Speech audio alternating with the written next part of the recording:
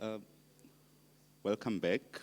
My name is Dumsani. I'll be chairing this session, and I'm glad to introduce the next speaker, who is Dumsani Kosa.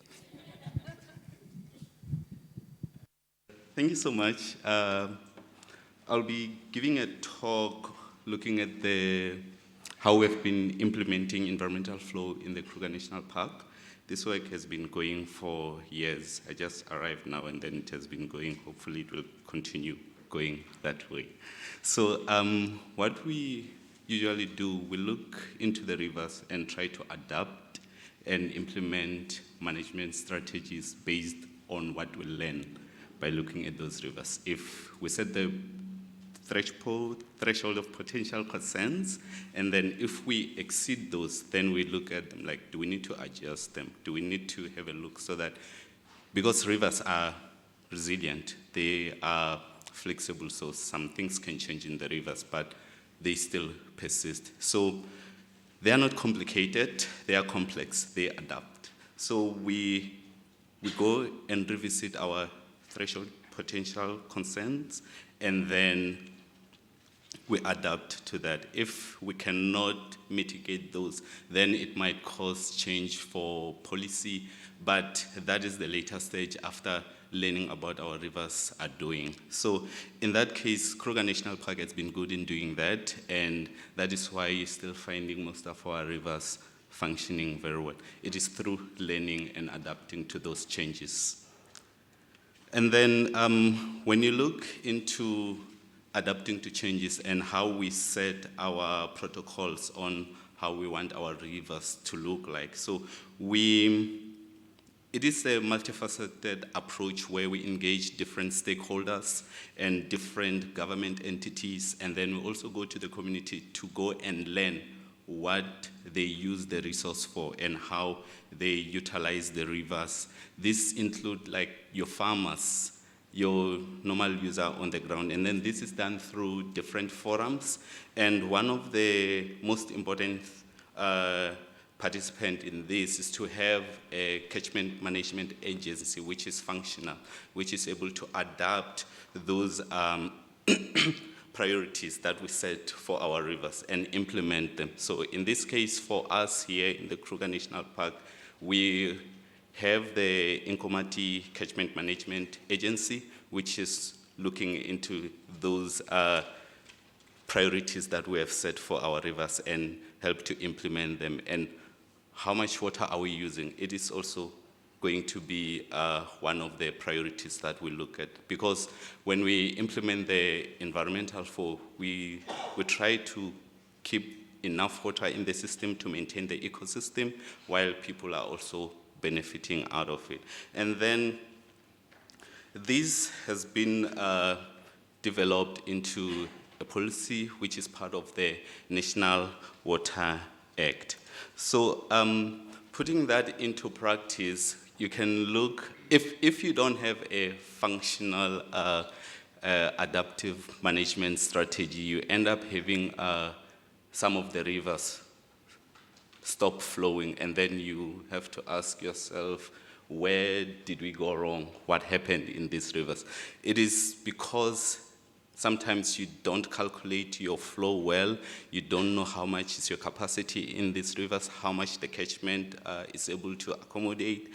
And this happened in 2005 in the Kruger National Park, where the Oliphant River stopped flowing.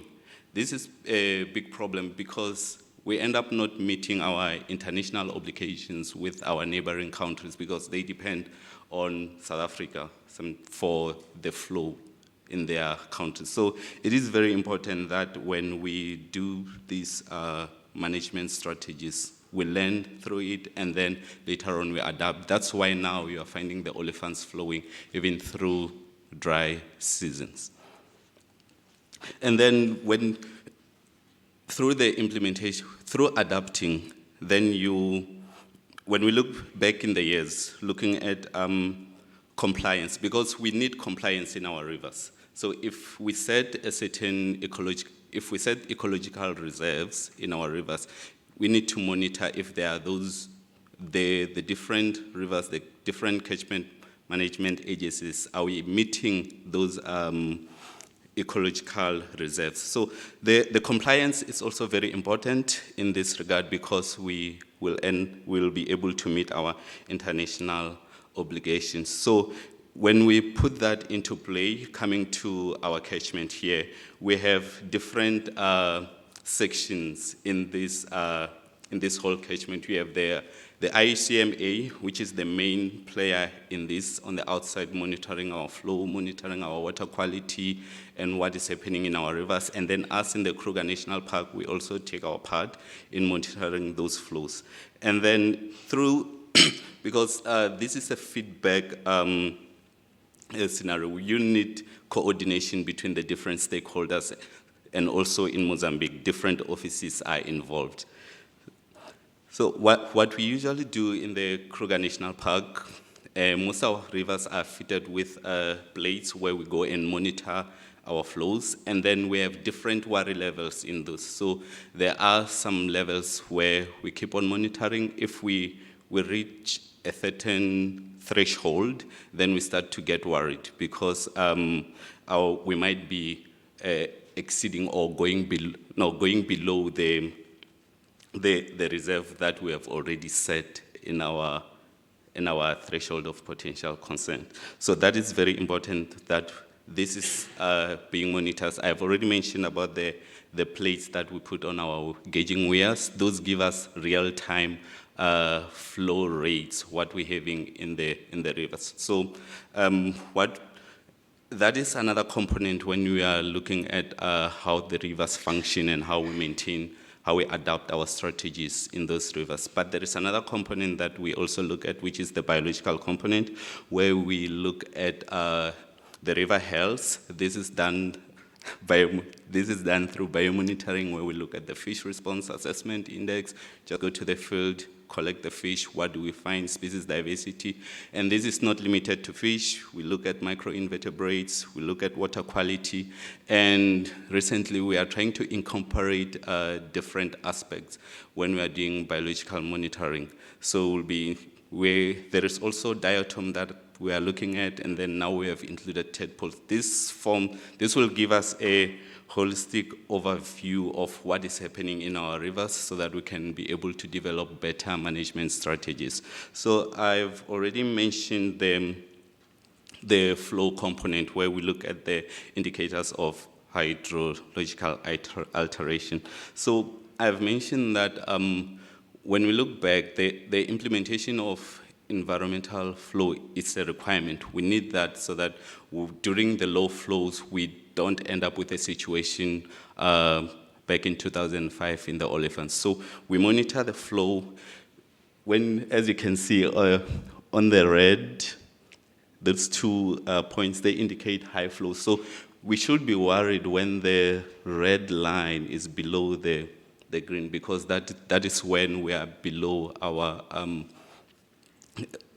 reserve. As you can see, I'll be showing different slides of these graphs in all our rivers. You can see that we have managed to get to a point where we know what is our reserve, and we have different management strategies, and we are able, through the help of catchment management agencies, we are able to maintain our reserves. So when we look at the biological component, it is a different story, but I would like, as you can see, you're finding that we have, the Shannon is significantly different.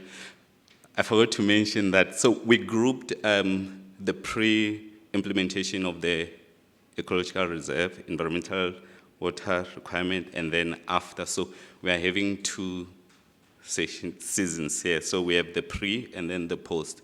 So on your y-axis here is how much species we're having, species richness, Shannon, and then the evenness. But I would like to you to focus on the dendrogram there, where you see that the different years, they are clustered together, and they are clustered based on when is it the pre or is it the post? They are clustered together, as you can see. But even though we're having differences in species diversity in Shannon and then evenness, but I believe it is important that through the implementation of the environmental flows, we are able to get an understanding of how our biological indicators are telling us about the health of our river systems. And then you go to the Luvubu, it is the same story. We find that our rivers are responding well, even though in the Luvubu the reserve is not yet established. We are about to complete that process, but you can see that we are hitting well. We are doing really well in maintaining our reserve. And then it is almost the same story before and after. You are finding that you have higher diversity before the implementation and then lower after the implementation. But the relationship between those let's call it the pre and post, the years that we have sampled, they are grouping together. And then it is the same story in the Sabi. But for the Sabi, what is very interesting is that we find species richness to be the same with no significant difference as compared to the others.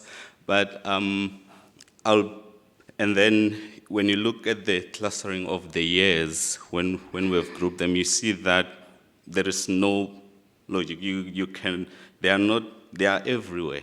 So this is, I'll give a brief discussion that when you look at these pre and post, you had different people doing the sampling, and then the effort was not well quantified, and then here what we are doing now, we have started to standardize our sampling and how much effort are we putting in that, and that is why I suspect that is why we are getting a little bit lower diversity. Not that there is no more fish, but we might be doing less, and that is why what we are looking at now is to try and standardize our sampling effort, have a little bit more, increase sites in the rivers so that we can try to cover a larger area of the different rivers.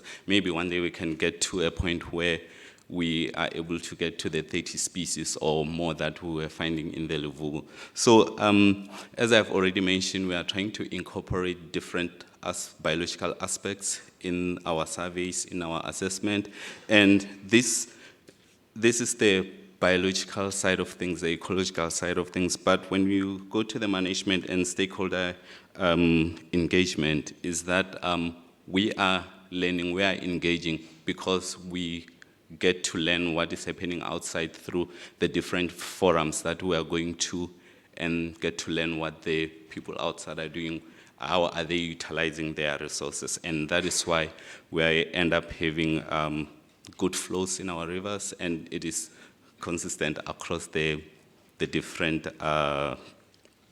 rivers that we're having in the park. So this work, there are a lot of people who are involved in this work. University of Mpumalanga, Department of Water and Sanitation, Award, Water Research Commission, and Nkomati and Institute. And then we also thank all the researchers who have come to do work in our freshwater ecosystems, and also the rangers and all the technicians that have been assisting. If I have left someone, I'm still learning on the acknowledgement section. So thank you very much. I hope I have covered that. Thanks. I'll be happy to take questions, and then if I cannot answer them, Eddie will be able to answer. Thanks.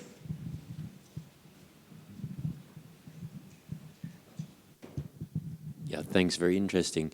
I'm just wondering, because the river in Kruger is, of course, only a small portion of the whole network.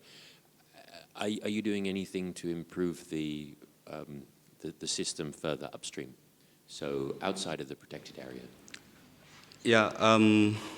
we are having University of Mpumalanga, who is outside the Kruger National Park. They are doing work outside the park, so we get information outside. We also, like I've mentioned, we have University of Mpumalanga up in the Luvubu, and then so we have different stakeholders that are involved in this work, and the IUCMA, as I've already mentioned, they do research. We also we have cooperation with them.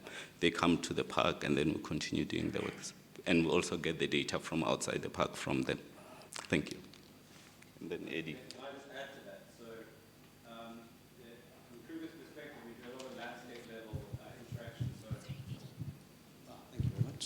Yeah, just to add, so the Kruger Park has got quite a long history of working with institutions both upstream and downstream of us. But in terms of looking at protection of the upstream areas, there's quite a lot of work focused with our biospheres, particularly, looking at landscape and water stewardship, particularly along the escarpment, and importantly working with our institutions like the IUCMA and water affairs in terms of compliance, monitoring, and enforcement of pollution incidents and all those kind of things, but largely through a cooperative governance process. But there's a long history, and we can chat later if you want some more detail. Thanks.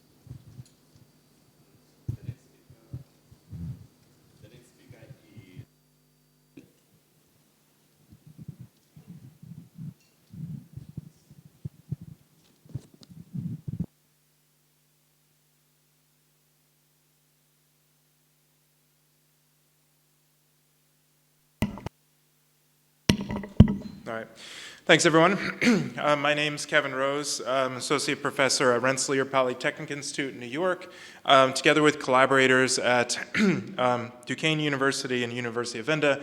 I'm here to talk about some of our research funded by USAID, working with researchers in Kruger, but then also in a broader region, looking at spatial temporal patterns of dams, water quality, mostly water quality, across southern Africa.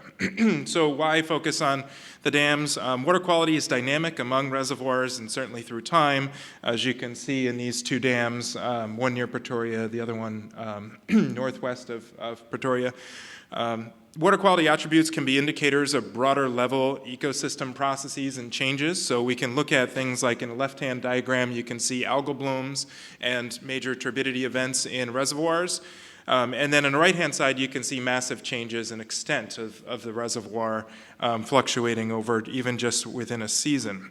At the same time, we know that reservoirs, dams are responsive to large-scale environmental changes, such as drought, altering water levels, things like deforestation or changes in urbanized land cover, altering the flow of nutrients, turbidity, particulates into water bodies.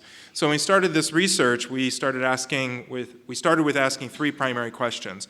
One, how has water quality changed among reservoirs in southern Africa since 1984? The significance of 1984 is because that's the beginning of the publicly available Landsat record, and so we can go back to 1984 to present. Is water quality spatially clustered? So if we're expecting regional scale drivers like climate to be driving either spatial variations in things like surface water extent or water clarity, then we'd expect to see some autocorrelation, some spatial autocorrelation in our attributes. And third are trends in water quality driven by changes in climate or land cover. I'm going to focus mostly on questions 1 and 2. Question 3 is in progress right now as we analyze the data. So the process here, we needed to start with some validation data. So we were fortunate to obtain a large data set from Department of Water and Sanitation, where they've got observational data on over 121 unique reservoirs across South Africa, and over 20,000 unique observations, including Secchi depth, chlorophyll concentrations, total suspended solids, and turbidity. Here, for most of the work, given the length of time for this presentation and the most optically active substances, we focused on Secchi depth as an indicator of overall water quality. So Secchi depth is a measure of water clarity. You can see in the bottom right the diagram of Secchi depths here. Deeper depths indicate generally lower productivity, lower turbidity levels, et cetera. And there's plenty of algorithms that exist relating Landsat reflectance, different band ratios with water clarity. So our process looks something like this. First, we had to identify where the water bodies are. So we started with a paper, Peckel et al. 2016, which is a global data set, and used their methods derived specifically for the region. And we wanted to focus on water bodies that were within the range of climatic and land use characteristics for the validation data set we used. And so we extended the data. We looked, and in this picture with the pink there, the pink ended up being the extent of where we applied our model, but the black dots indicate where the reservoirs were located. And so we took climate information on where the reservoirs were located. Anything within 1 standard deviation is what the pink range is. And we also back added in the Limpopo River Basin, which is shown in a black polygon there, or the dark shaded polygon, because our project was focused specifically on the Limpopo River Basin, so we wanted to make sure we captured that completely. Then we filtered, by the way, so we started with a global set of data, we filter by climate, and we got then to something like 800,000 water bodies, right? But of those, the vast, vast majority are not permanent water bodies. They're seasonal water bodies. And because we wanted to look at long-term trends, we wanted to then just isolate the permanent water bodies, so we filtered out low-occurrence water bodies. We then manually removed river segments, because in our algorithm, anything that was connected, dams that were connected by rivers would be treated as a single reservoir. So we manually removed river segments. As I mentioned, we added back in water bodies in the Limpopo River Basin that were outside the range of climate for the validation data, and we ended up with just under 8,000 water bodies that we applied this algorithm to. So the algorithm, if we compare what our algorithm predicted versus what we observed, we have these regression relationships for 4 optically active substances or constituents: chlorophyll concentration, measure of productivity in the system, Secchi depth, total suspended solids, and turbidity. We ended up, as I mentioned, most of the rest of this is focused on Secchi. And in these regression relationships, you can see 2 R-squared values.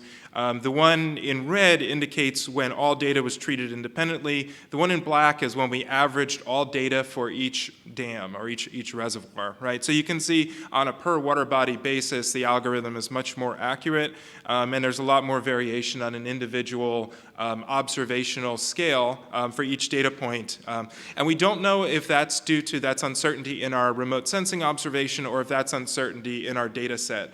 There's certainly, when we got the data set from DWS, there were certainly some, values that were completely impossible in terms of chlorophyll or turbidity levels, for example. And its reality is there's probably a number of drivers of uncertainty there.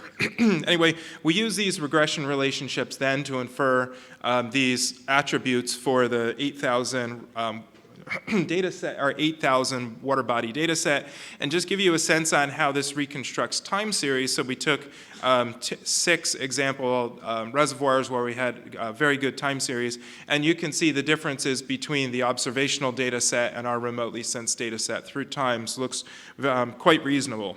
Okay, so what do patterns across southern Africa actually look like? So this is spatially aggregated. Each hexagon has all the water bodies in it spatially aggregated, just because if I were to plot on there the individual reservoirs at this spatial scale, you wouldn't see the data points. And this shows the average Secchi depth, so average measure of water clarity across the region. If there's not a hexagon there, there is no reservoir in that region. And we can see overall, so Secchi depths, the ranges that we pooled here have been 0.5 to 1, 1 to 1.5, 2, 2.5, 2 to 2.5. Generally, these are very low water clarity estimates. These are very turbid systems, very high productivity systems. And we see this if we go over to, for example, the trophic state index is often used as a metric of water quality. We can see all of the, nearly every dam across the entire broader southern Africa region is either classified as eutrophic or hyper-eutrophic by this. But if we look at trends, so water quality is not good, but if we look at trends, actually the distribution of trends for these 8,000 water bodies is centered right at 0, meaning water quality is low, but it hasn't been declining, also hasn't been improving in general across there. The median trend was very, very slightly different, not significantly different from 0. And if we look at spatial autocorrelation between reservoirs where we see increasing water clarity or decreasing water clarity. We don't really see much spatial autocorrelation. This is probably an indicator of more sub-watershed or regional impacts and controls on water clarity and water quality than it is on larger scale processes. The reality is it's somewhere in between, but we do want to highlight the importance of watershed-specific processes. Now, if we look at, divide up all our 8,000 or nearly 8,000 reservoirs by region, by ecoregion here, we can see a diversity of trends here. And if you want to take a look at this for any specific ecoregion that you're interested in, more than happy to go through this. Obviously, putting all of these on here, you probably can't see specific ecoregions.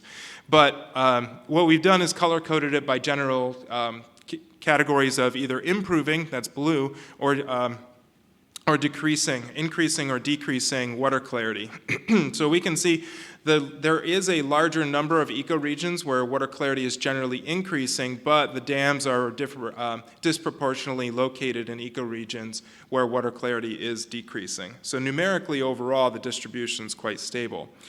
Next thing we did, we took these roughly 8,000 water bodies and we clustered them by saying, okay, are there attributes, do we see similar temporal patterns? So we used a machine learning algorithm, k-means clustering, to just cluster all of the reservoirs. There was 7 significant clusters that emerged with these temporal patterns here. And very nicely, the sample sizes were roughly equal of about, or roughly uniform of about 475 to 751 lakes or reservoirs in each cluster. And you can see the top 3 clusters are general improving in water clarity over time. Cluster 4 and cluster 7 are roughly stable, but with peaks in the early 2000s, and then cluster 6 and 7 are generally decreasing in water clarity over time. Where we're working on right now is what explains these clusters, right? And we have other attributes like things like land use change over time. We certainly have climate characteristics, and we've got surface water, surface level, surface extent. Now, if we look at these clusters across the region, we don't see any obvious spatial autocorrelation or clusters where all of cluster 1 is located in a specific ecoregion as well. Okay, so overall, what are our conclusions from the study, where we've gotten to so far? Remote sensing can effectively monitor water quality attributes as shown by our algorithm, so that'll be a product that we plan on publishing fairly soon. All of these data sets will be made publicly available. Median water clarity across the entire broader region is about 1 meter. That's very low, indicating widespread impairment, very high trophic state index, but there's no widespread decline or improvement in water clarity since observations began. I use water clarity, as I said, as our indicator, but we could do the same thing for turbidity, total suspended solids, and chlorophyll, and there's roughly the same story across those different attributes, because water clarity ultimately is reflecting changes in productivity and turbidity loads. There's certainly a lot of site-to-site variation, though, and sort of when we zoom out at this very broad scale, we lose a lot of that sub-watershed scale process. And so some regional scale variation exists, which might be indicative of climate and land use impacts on water clarity. We know, climate and land use is very important, and it's just teasing it out across the entire region can be challenging. And more broadly, water quality can be an effective indicator of landscape level changes and dynamics, and so we're hoping to use water clarity and other water quality attributes ultimately as a sentinel of broader scale processes and changes over time. All right, with that, I just want to thank our funding sources and our collaborators. So this was funded with support from U.S. Agency for International Development, and it could not have happened without the support of the Department of Water and Sanitation for providing that validation data set, collaborators amongst our universities, and growing collaborations with Sand Parks. Thanks. Thank you. We have time for 2 or 3 questions. Any questions?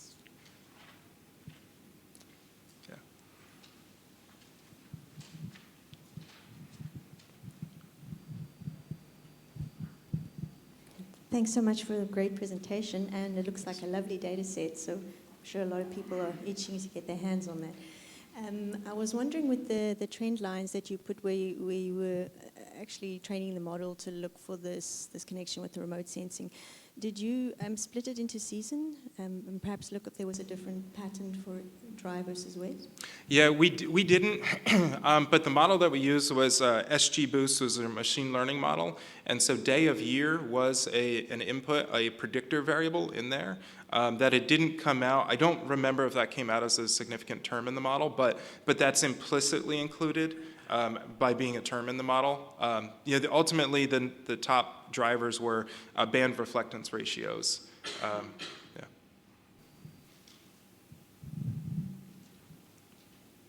Another one? Going once. Thanks, Kevin, for a great presentation. So it surprised me, actually, that there's been no real significant change in the water quality. I was expecting you to show us some really bad trends. Yeah. So I'm just wondering, is there any sort of overarching reason why? Because, I mean, when we see it in the river systems, we see deterioration in water quality. It's primarily associated with nutrients in a lot of our river systems in the Limpopo Basin, for example. So I'm wondering why we're not seeing that kind of stuff reflected in the reservoirs. Yeah, it's a good question. I think ultimately it's going to be probably region dependent, I think. So when we're zooming out to 8,000 water bodies, we might be hiding a lot of more regional scale variability. 1. 2 is that the mean water clarity was a meter in the entire time series. That's very low, and it makes it difficult to detect further losses, right? And so there might be, it's just very difficult to detect at a statistical level here with the amount of uncertainty in our trends. So if water clarity, 1984 was 5 meters, then I'm sure we would have seen it, but given that it's been low the whole time. And I think if we start splitting it by season, if we start looking at nuance and subwatersheds, we can look at, for example, Messenger Dam, and yes, we do see trends over time in specific water bodies there. So, yeah. Okay, cool. Thank you. Okay, thanks. Just a reminder, there is a poster outside of David. It's looking at Limpopo Resilience Lab Support Water Resource Resilience. The next speaker is Edward. Is Edward here? Okay, Edward is not on. So it means Shanae will come and give a talk. She'll be looking at mapping the Kruger National Park wetlands with the WetMap tool.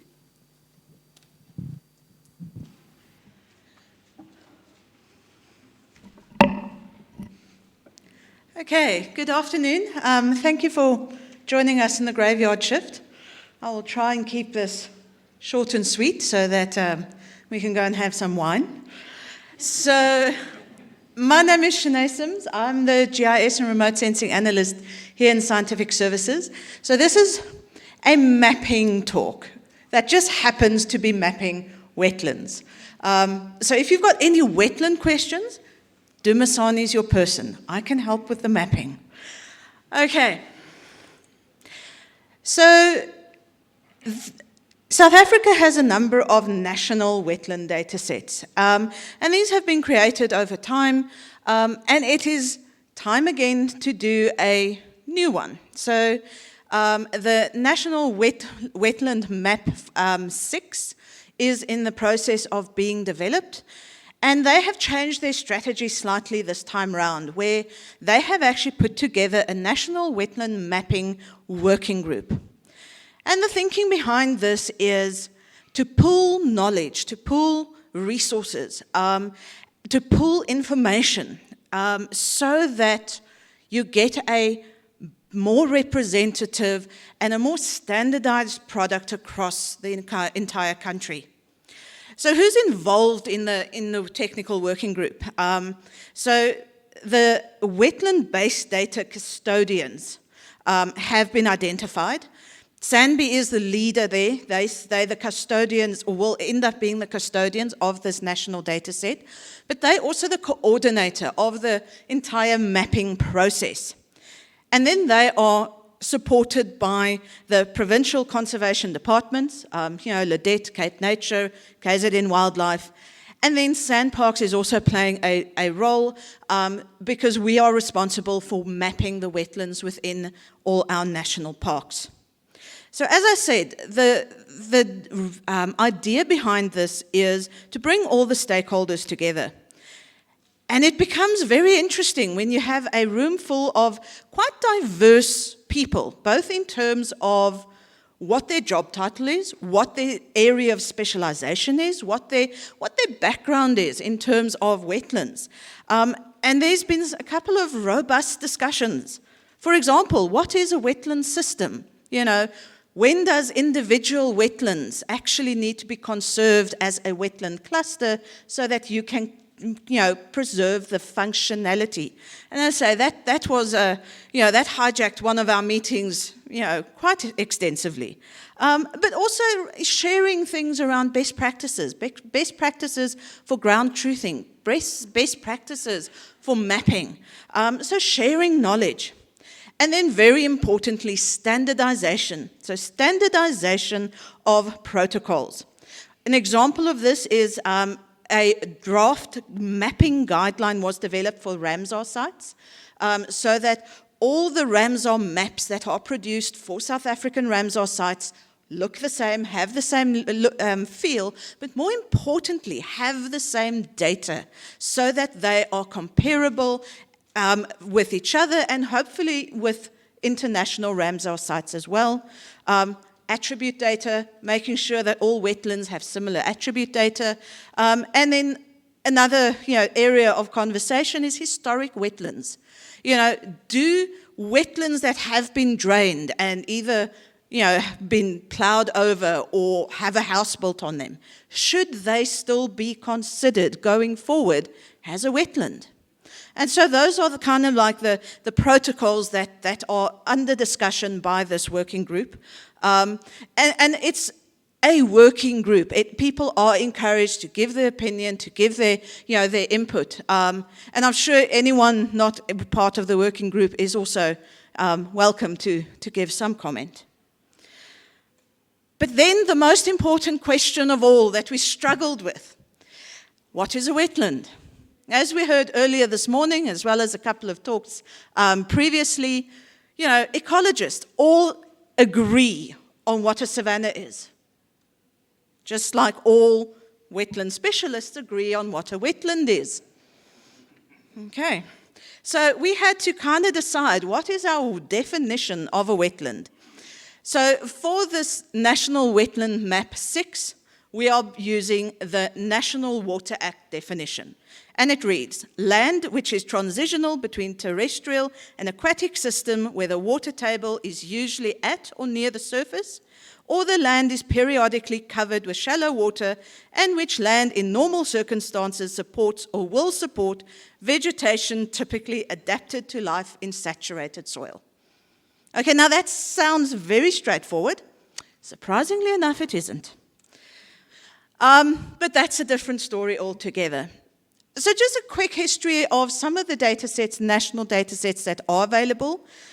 So you've got the 2011 FEPAs, so the National Freshwater Ecosystem Priority Areas, and FEPA is so much easier. And it was developed from WetMap 3. You've also got WetMap 4 and 5, which was developed in 2018. There's also various national land cover data sets, which have got a strong water/wetland component to it. And then also, the old standby, the NGI topographic information, the 1 in 50,000 topo maps. All of them show wetlands as well. But there was a need to consolidate all of this into a consistent national approach, both from a spatial framework and order where, in other words, where are these things? So are we all mapping them the same way? Are we all defining them the same way so that we can put them on a map? But it's all good and well to put it on a map if you do not have the same data behind the map. So there also needs to be a standardized data framework so that everyone is working towards the same attributes when they go out and do things such as wetland health, wetland status, all of those, behind the scenes information that we need to know about a wetland so that it is standardized. And this is where the WetMap tool comes in. So the WetMap tool has been designed for the national wetland mapping by Nacelle Collins. He's from the Free State Department of Economics, Small Business Development, Tourism and Environmental Affairs.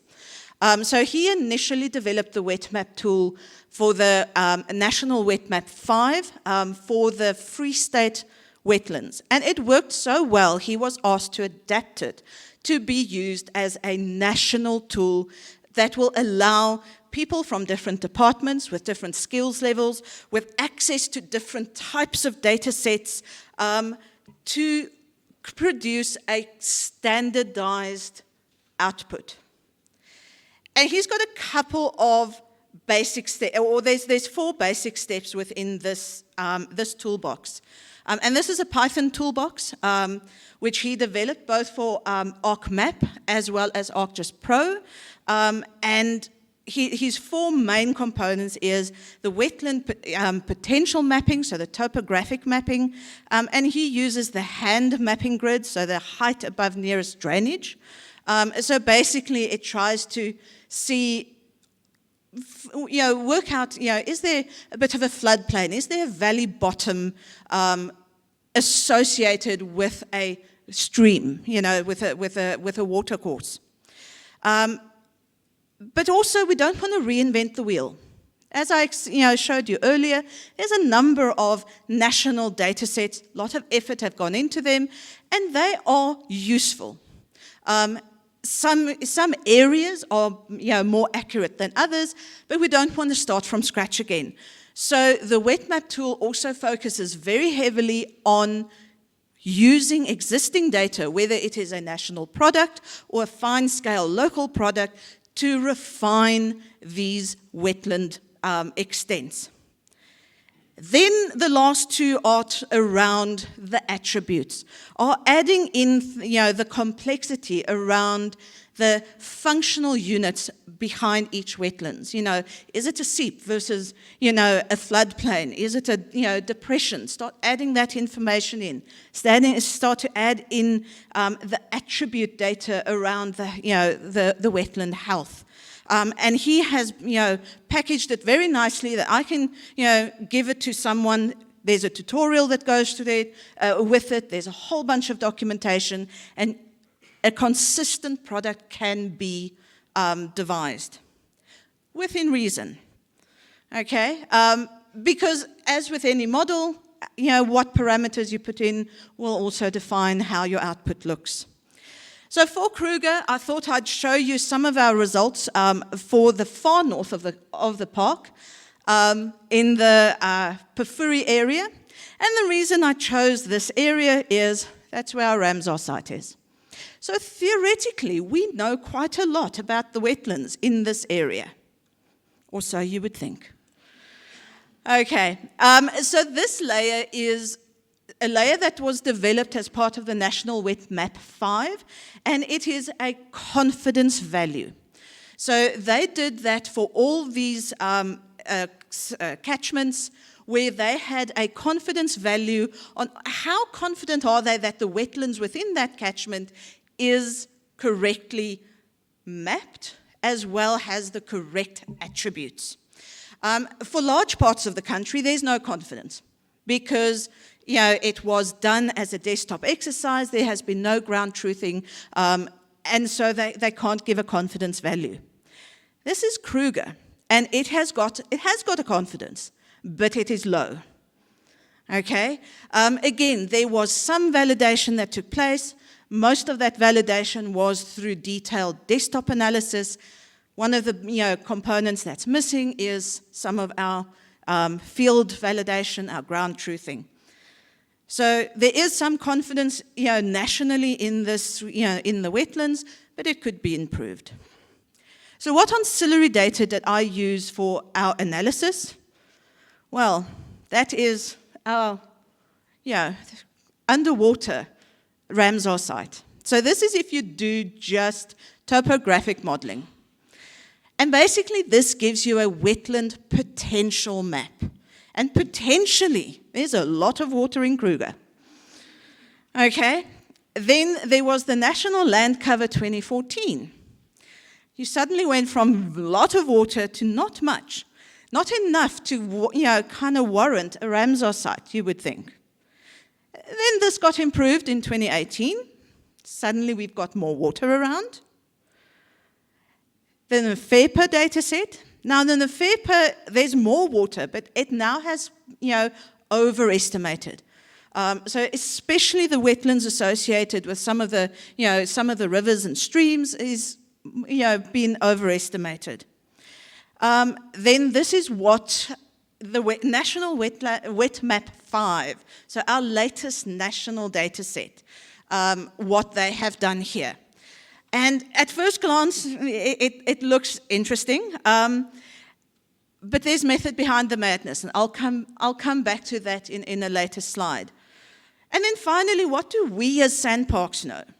So in our in-house data set, where we have got information from the locals on the ground, what information do they have, or do we have for our data? And if you then run this through the WetMap model, you get something that looks like this. Okay, again, it can be improved. And as soon as you start playing with the parameters, you get a completely different looking map. And the reason behind this is we are still missing the ground truthing component. And as soon as you start ground truthing it, then you will start being able to refine the parameters to get a more accurate output. So, not the most visible, but you can see the red is where our existing mapping is, and it's there, mostly. Room for improvement, so that is that one little wetland. Our map is, or our mapping of that wetland was roughly in the right location, but with the new tool, it has been improved. But to get back to the National Wetland 5 layer that looked so horrible, one of the reasons is they have added information around the wetland type. And again, this is where the lack of ground truthing comes in and can be used to refine these data sets. So that nice big blue blob is a channel valley bottom. Probably should be a floodplain, but, and that's the whole point of getting the stakeholders involved to help refine these data sets. So what next? Obviously, to improve the confidence level for the entire Kruger. You can see there's a large part of Kruger that is white because there is no confidence in the wetlands for that area. And most of the Kruger is yellow. Again, there's confidence, but it's low. So we need to add, more ground truthing so that we can turn Kruger, at the very least, yellow. And then also incorporate some of the lessons learned from these working groups, not only to the mapping of the wetland, but also to wetland management. And very important, one of the big lessons that came out from this process is to make sure that your data is fit for your purpose. And so this is our first draft for our national wetland mapping of Kruger. If you come back next year, Dumasani will give you a talk about our ground truthing. He doesn't know that yet, but we'll get there. Okay, that is me. Thank you very much for your attention. Thank you. I think our talks are done. I just have some few announcements.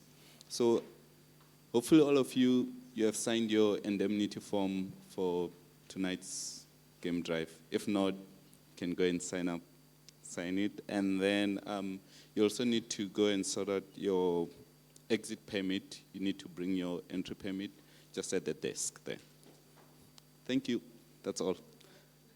Yeah, when they go back.